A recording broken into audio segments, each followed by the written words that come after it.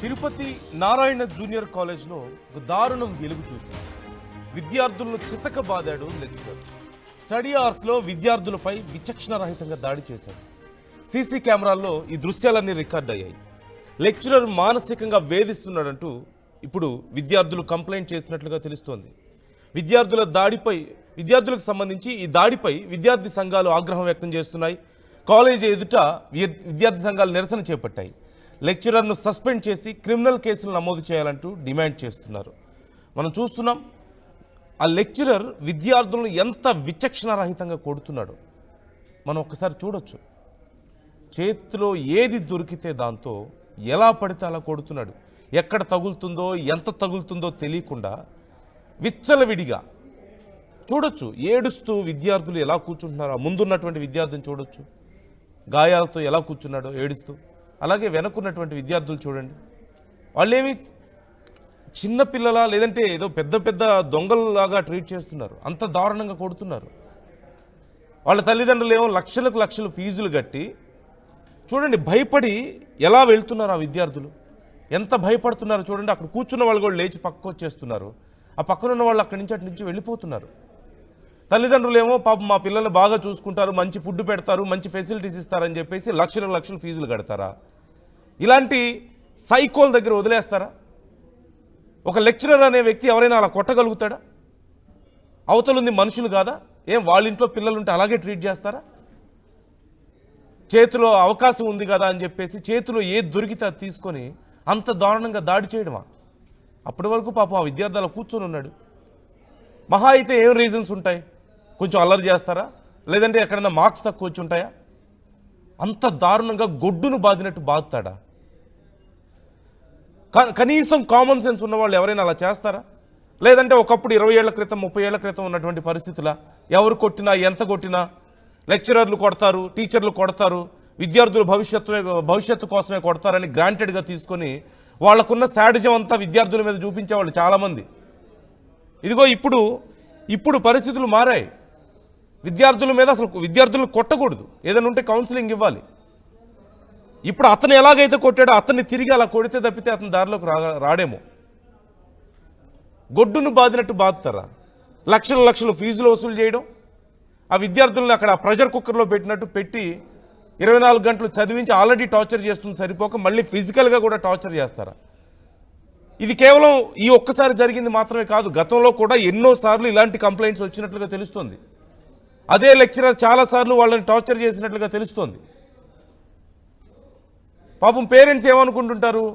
మా బిడ్డను ఎంత బాగా చూసుకుంటున్నారో, ఎంత మంచి ఫుడ్ పెడుతున్నారో, ఎంత మంచి ఫెసిలిటీస్ ఇచ్చారో, మేము లక్షలు ఫీజులు కట్టాం కదా అని చెప్పేసి వాళ్ళు అనుకుంటూ ఉంటారు. ఇక్కడ వీళ్ళనేమో గొడ్డును బాదినట్టు బాదుతున్నారు. కనీసం ఏం పెట్టి కొడుతున్నాడో తెలియదు, ఎలా తగులుతుందో కూడా తెలియని పరిస్థితి. విద్యార్థి సంఘాలు వచ్చాయి, ఆందోళన వ్యక్తం చేస్తున్నాయి. సురేష్ జాయిన్ అవుతున్నారు, మా ప్రతినిధి. ఒకసారి సురేష్తో మాట్లాడి డీటెయిల్స్ తెలుసుకుందాం. సురేష్, గతంలో కూడా ఇలాగే వేధించేవాడు లెక్చరర్ అంటూ తెలుస్తోంది. ఇప్పుడు ఏం చర్యలు తీసుకుంటున్నారు? తిరుపతిలో ఆ నారాయణ జూనియర్ కాలేజ్ విషయంలో మరి విద్యార్థి సంఘాలు ఏం డిమాండ్ చేస్తున్నాయి? ఏదైతే ఈ సంఘటన నిన్న తిరుపతి జిల్లాలోని రేణుగుంట పరిధిలో ఉన్నటువంటి నారాయణ జూనియర్ కాలేజ్ లో చోటు చేసుకుంది. అయితే ఆ విషయం తెలిసినటువంటి విద్యార్థి సంఘ నేతలంతా కూడా కాలేజీ వద్ద చేరుకోవడం జరిగింది. పెద్ద ఎత్తున నిరసన కూడా వ్యక్తం చేశారు. ఆ విద్యార్థిని పట్ల ఆ టీచరు ఏదైతే మొదటగా మనం సీసీ ఫుటేజ్ లో 2 విజువల్స్ మనం గమనించవచ్చు. మొదటగా ఒక స్టిక్ తో ఒక విద్యార్థిని కొడుతున్నాడు. సెకండ్ విజువల్ లో ఒక విద్యార్థిని మాన్యువల్ గా హ్యాండ్ తో అతను దారుణంగా బాగుతున్నటువంటి పరిస్థితి. అయితే పదరా చోట తగిలితే ఆ విద్యార్థి భవిష్యత్తు ఏంటి? కనీసం మినిమం ఒక లెక్చరర్ కు ఉండాల్సినటువంటి ఒక ఓపిక విధానం, ఒక విద్యార్థికి చదువు బోధించాలి. వినేటువంటి విద్యార్థి ఉంటాడు, విన్నటువంటి విద్యార్థి మరొక ఉంటారు. కానీ ఈ రకంగా అతను మెంటల్ గా ఏదో అతను పర్సనల్ గా తీసుకొని ఈ రకంగా దాడి చేయడం ఎంతవరకు సంభవం అంటూ కూడా నిన్న విద్యార్థి సంఘ నేతలంతా కూడా కళాశాల వద్ద చేరుకుని పెద్ద ఎత్తున నిరసన తెలియజేసినటువంటి పరిస్థితి ఉంది. అయితే విద్యాశాఖ సంబంధించినటువంటి ఏ అధికారి కూడా కనీసం వీళ్ళు ఫోన్ చేస్తే కూడా ఫోన్ కూడా లిఫ్ట్ చేయనటువంటి పరిస్థితి ఉంది. దానికి సంబంధించి విద్యాసంఘ నేతలంతా కూడా వరుసగా మన తిరుపతి జిల్లాలో ఇటీవల గడిచిన వారం రోజులుగా మనం గమనించినట్లయితే అనేక మరణాలు సంభవిస్తున్నాయి. తర్వాత ఇలాంటి ఇష్యూస్ కూడా వరుసగా చోటు చేసుకుంటూనే ఉన్నాయి. కానీ విద్యార్థి అధికారులు ఏం చేస్తున్నారు? కనీసం ఎందుకు ఇలాంటి జరిగినప్పుడు ఇష్యూ జరిగినప్పుడు ఎందుకు చర్యలు తీసుకోవడం లేదు అన్న భావన మాత్రం విద్యాసంఘ నేతలు తీవ్ర స్థాయిలో మాత్రం ఆవేదన వ్యక్తం చేస్తున్నారు. ఇలా చదివితే ఇటు ఏదో చదువుకొని కూలీనాలు చేసుకొని బిడ్డలు చదివించుకునేటువంటి తల్లిదండ్రులకు ఏదన్నా రేపు వాళ్ళ బిడ్డరాలు జరిగితే దానికి ఎవడు బాధ్యత వహిస్తారంటూ కూడా ఆవేదన వ్యక్తం చేస్తున్నటువంటి పరిస్థితి ఉంది. అయితే నిన్న జరిగినటువంటి ఈ సంఘటన పట్ల ఇప్పటికి కూడా విద్యాశాఖ సంబంధించినటువంటి ఏ అధికారి కూడా స్పందించలేదు. నిన్న విద్యార్థి సంఘ నేతలు కూడా ఫోన్ చేస్తే దాదాపు 10 నుంచి 20 సార్లు ఫోన్ చేస్తే కూడా వస్తామని చెప్పి ఫోన్ కట్ చేస్తున్నారు తప్ప ఎవరెక్కడ దర్దాపులకు రావడం లేదు.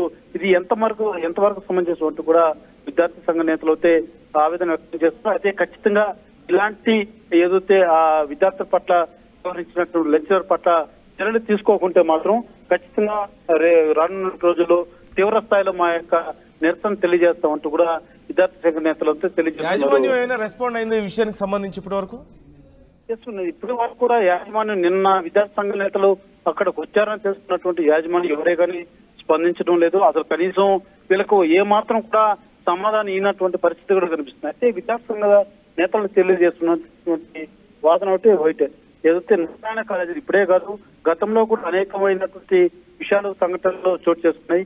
ఎప్పుడు కూడా మేము క్వశ్చన్ చేస్తే కనీసం రెస్పాండ్ అయ్యేటువంటి పరిస్థితిలో విద్యా వ్యవస్థ అధికారులు లేరు అన్నది ప్రధాన వాళ్ళ ఆరోపణ మాత్రం వినపడుతుంది.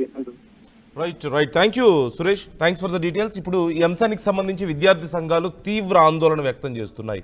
తల్లిదండ్రులు గమనించాల్సిన విషయం ఇది. ఖచ్చితంగా లక్షలు ఫీజులు కడుతున్నాం, మా పిల్లల్ని బాగా చూసుకుంటున్నారు, మంచి ఫుడ్ పెడుతున్నారు, మంచి ర్యాంకులు వస్తాయని చెప్పేసి మీరు అనుకుంటున్నారు. కానీ this is the reality. A corporate స్కూల్స్లో కాలేజెస్లో ఎంతోమంది విద్యార్థులు బలవన్మరణాలకి పాల్పడ్డ వాళ్ళు ఉన్నారు, అనుమానాస్పద స్థితిలో ప్రాణాలు కోల్పోయిన వాళ్ళు ఉన్నారు. చివరికి అక్కడ పెట్టే మానసిక హింసను భరించలేక భవిష్యత్తును పాడు చేసుకున్న వాళ్ళు ఎంతోమంది ఉన్నారు, పారిపోతున్న వాళ్ళు ఉన్నారు. ఆ లోపల కొంతమంది ఇవేవీ చేయలేక లోపల మగ్గిపోతున్న వాళ్ళు కూడా ఉన్నారు. సో ఖచ్చితంగా పేరెంట్స్ గమనించాల్సిన విషయం ఇది. మీరు కేవలం డబ్బులు కట్టినంత మాత్రాన మీ పిల్లల్ని బాగా ఏదో మీ భవిష్యత్తు మార్చేస్తారు, మీ పిల్లల భవిష్యత్తు అనుకోవడం అనేది తప్పు. లోపల ఉన్న పరిస్థితి ఇది. వాళ్ళ మీద మానసికంగా శారీరకంగా ఎన్ని రకాల హింసల్ని వాళ్ళ మీద చూపిస్తున్నారో మనం చూడొచ్చు. ఇది కేవలం ఒక ఎగ్జాంపుల్ మాత్రమే, ఇలాంటివి ఇంకా ఎన్నో ఉన్నాయి. గతంలో ఎన్నో ఇన్సిడెంట్స్ మనం చూసాం. కార్పొరేట్ స్కూల్స్ అండ్ కాలేజెస్లో జరుగుతున్నటువంటి దారుణాలు మనం ఎన్నో చూసాం. కేవలం డబ్బులు మాత్రమే ఎక్కువ ఉంటాయి అక్కడ, చదువు కాదు. ఇక ర్యాంకులు ఎలా వస్తున్నాయి అనడానికి చాలా రకాల మార్గాల్ని మనం బయట చూస్తున్నాం, చాలా రకాల మార్గాలు చూస్తున్నాం. ర్యాంకులు ఎలా వస్తున్నాయి ఈ కార్పొరేట్ స్కూల్స్ అండ్ కాలేజెస్లో? నిజంగా చదివితేనే వస్తున్నాయంటే కాదు, ఖచ్చితంగా కేవలం చదువుతూనే వస్తున్నాయంటే కాదు. చాలా రకాల మార్గాలు ఉన్నాయి వాళ్ళకి. చాలా రకాల స్కామ్స్ మనం గతంలో కూడా చూసాం. క్వశ్చన్ పేపర్ ఫోర్జరీలు చేసే దగ్గర నుంచి మొదలు పెడితే, లీకేజ్ దగ్గర నుంచి మొదలు పెడితే ఇంకా చాలా ఉన్నాయి. ఇంకా మీరు ఈ మోసాల్లో పడొద్దు. మంచి colleges, government schools and colleges ఉన్నాయి, లేదా ప్రైవేట్ స్కూల్స్లో కూడా స్టాండర్డ్స్ ఫాలో అయ్యేవి. కేవలం ర్యాంకులు వచ్చేవి మాత్రమే మంచి కాలేజీలు కాదు. ఇప్పటికైనా కళ్ళు తెరవండి. కేవలం ర్యాంకులు వచ్చేవి మాత్రమే మంచి కాలేజీలు కాదు, ర్యాంకులు వచ్చిన వాళ్ళు మాత్రమే టాప్ పొజిషన్లో లేరు. 2026లో కూడా ఇంకా అదే మానసిక స్థితిలో ఉంటే మీరు మీ పిల్లల భవిష్యత్తుని చెడగొట్టినట్లే అవుతుంది, మీ భవిష్యత్తుని చెడగొట్టినట్టే అవుతుంది. ప్రెషర్ కుక్కర్స్లో పెట్టి టార్చర్ పెట్టొద్దు వాళ్ళని. జస్ట్ రియలైజ్, ఆ 4 గోడల మధ్య ఏమీ జరగదు, భవిష్యత్తు బాగుపడదు. ఖచ్చితంగా ఈ ఇన్సిడెంట్కి సంబంధించి ఆర్టీవీ కూడా ఫుల్ ఫ్లెడ్జ్డ్గా ఫోకస్ చేస్తుంది. వాళ్ళ మీద చర్యలు తీసుకోవాలి, ఆ యాజమాన్యం సమాధానం చెప్పాలి, ఆ లెక్చరర్ మీద చర్యలు తీసుకోవాలి. ఇంకా పిల్లలందరికీ అక్కడ కౌన్సిలింగ్ ఇవ్వాలి. ఇలాంటివి ఒకవేళ జరుగుతున్నట్లయితే మీ అభిప్రాయాలు కూడా కామెంట్ చేసే ప్రయత్నం చేయండి. అండ్ అక్కడ విద్యార్థి సంఘాలతో ఆర్గ్యుమెంట్స్ మనకు కనిపిస్తున్నాయి. ఒకసారి ఏమంటున్నారో చూద్దాం.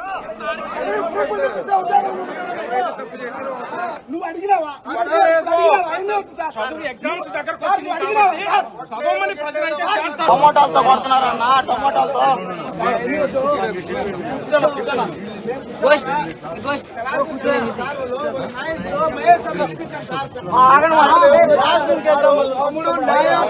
న్యాయం కావాలంటే ఉండండి. మీరు భయపించినారా? భయపించలేదు, చెప్పాను. ఆర్ఎన్ చూపిస్తా, మళ్ళీ ఏదో విధంగా పోతుంది.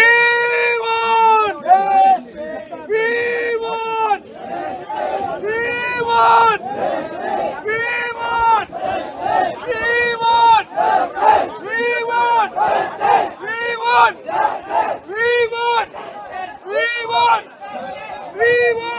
టమోటాలతో కొడుతున్నారన్న టమోటాలతో